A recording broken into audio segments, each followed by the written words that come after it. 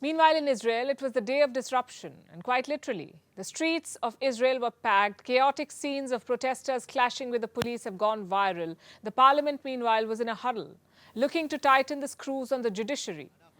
First, Israeli legislators passed a reform that gave them a greater say in appointing judges. That decision is being met with fierce opposition on the streets. And now the parliament is laying the foundation for a fresh push for the death penalty. Death penalty for whom? Terrorists who kill Israeli citizens. The proposal passed a preliminary vote on Wednesday, with the support of 55 lawmakers, including Prime Minister Benjamin Netanyahu. Many from the opposition walked out. It will now have to be passed in the next 3 voting sessions to become a law.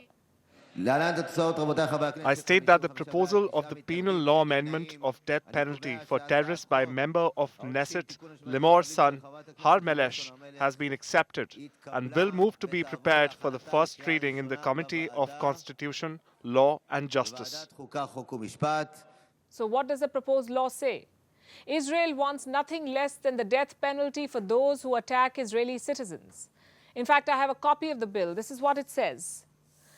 Someone who intentionally or out of indifference causes the death of an Israeli citizen when the act is carried out from a racist motive or hate to a certain public and with the purpose of harming the state of Israel and the rebirth of the Jewish people in its homeland will be awarded the death penalty.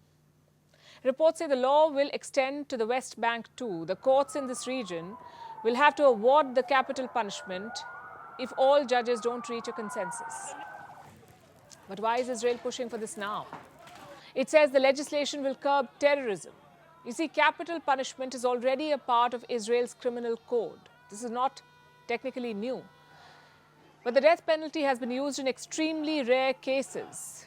Sample this. In 75 years, only 2 people have been executed by the state. One of them was ex-Nazi Adolf Eichmann. But Israeli governments in recent years have looked to change that.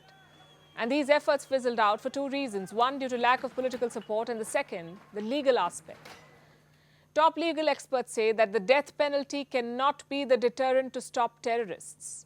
Which brings us to the question, why is Israel keen to bring back the law now?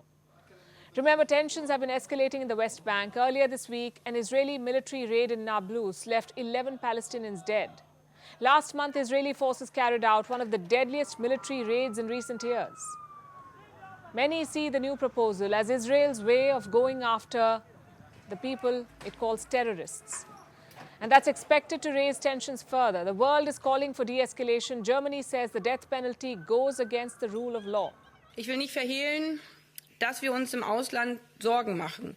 I will not hide the fact that we abroad are concerned about some legislative projects in Israel.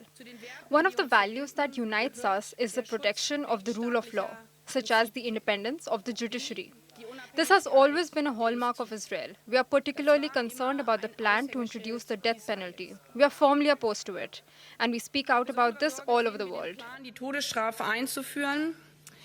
Wir sind aus fester Überzeugung gegen die Todesstrafe und wir sprechen das überall auf der Welt an.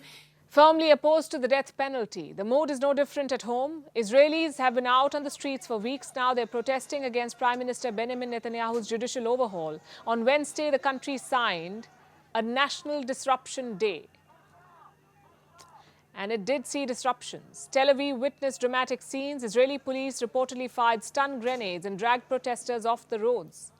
These scenes are said to be unprecedented in the capital. Protesters say this is a fight against what they call Netanyahu's dictatorship.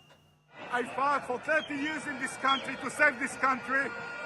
Now I'm fighting against the dictatorship that's going to happen here. I want that it happen. I want that it happen. Clearly, Prime Minister Netanyahu has his hands full. Large-scale protests are expected to escalate in Israel. The Prime Minister is determined to undertake reforms. The death penalty is just the latest in the act.